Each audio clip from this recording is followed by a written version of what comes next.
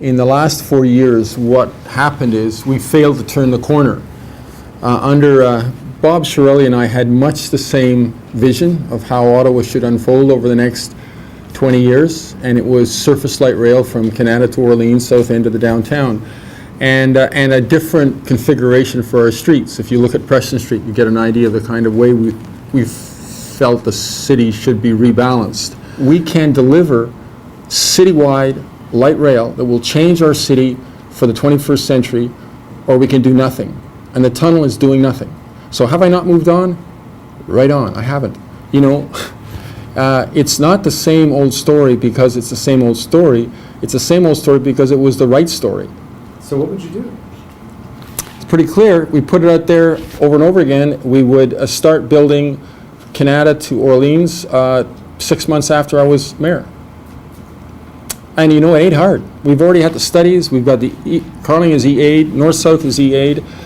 We own those rights of way. The great problem with transit is your rights of way, right? Those are the transit way costs enormous amounts of money. Not because, well, buses are certainly very expensive, but you have to actually expropriate. And we're talking what, $200 million for a bus station on Algonquin? I mean, kind of crazy.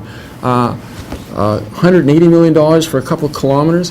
Well, when you have Carling Avenue, it's 8 lanes wide. It's just a construction deal. You don't buy anything. You just say, lay us some tracks and buy us some vehicles, and that's it.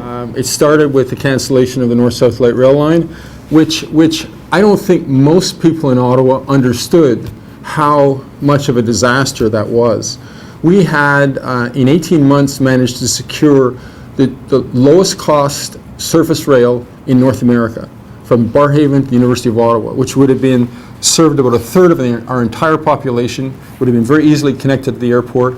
And we figured we had $1.5 billion worth of public and private investment going in. It was $270 million just in my ward. Ottawa is going to get a much slicker, more comfortable mayor under Mr. Watson, but it's going to get a tunnel, which is $3 billion wasted, because we're not going to get a single new rider, we're not going to get a single new dollar in revenue, and at the end of probably 10 years of massive construction and billions of our tax dollars, Ottawa will not be changed this much for anyone living anywhere, because it just replaces what we already have, the service we already have. And I think what happened with the tunnel, when it was no go or no go in the tunnel, is a majority of council were terrified of having to admit they were wrong. And so they stuck with it. One of the reasons the focus is on finances is people sense that the finances are out of control. And they are. And they're out of control because our costs are out of control.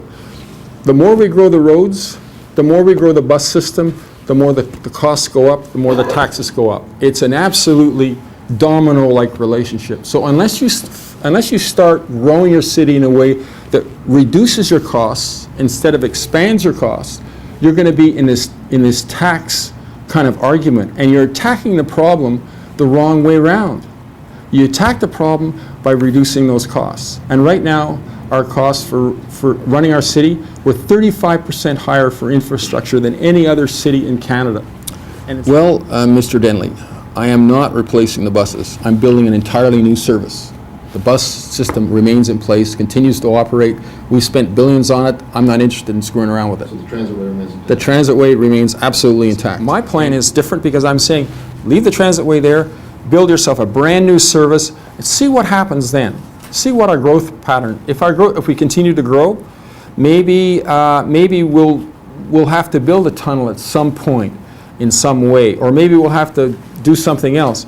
But let's get us new service now that's extensive and important. See what effect that has on the city, and maybe it will be enough, or maybe we'll have to do something else. We want to decongest the 417. The only way you can decongest the 417 is get people into public transit. The only way you can get people into public transit is not by improving the transitway, it's by giving a new service. The Lansdowne Park has a tremendous amount of use, in spite of the fact that so much of it's asphalt, which is the amazing thing. If it was actually redeveloped and revitalized as a public space, it staggers one how it would get used. The farmers market there is the largest in the city and one of the largest in the country. It has 7,000 soccer players, amateur, using the Dome every week. All of the largest public gatherings are still held at Lansdowne Park. The Muslim Jet, the funeral of Constable Kapikna.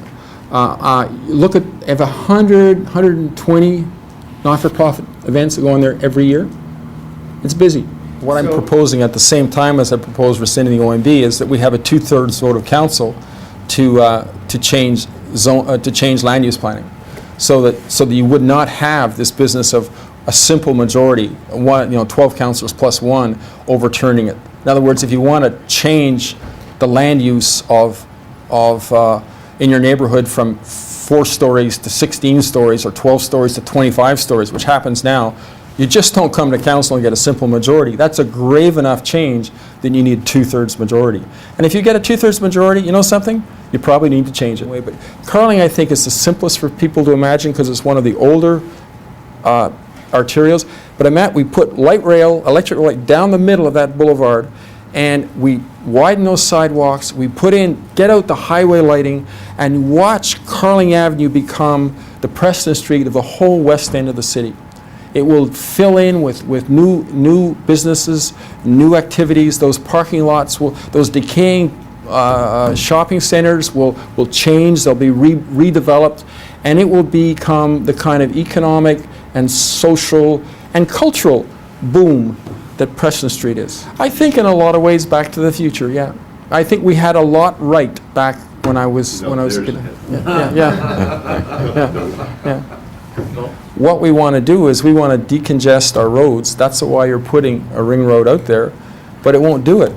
There's not been a ring road anywhere that's ever solved that problem. What will do it is changing the way we use the landscape now so that we're not so car dependent. A ring road will make our city more car dependent.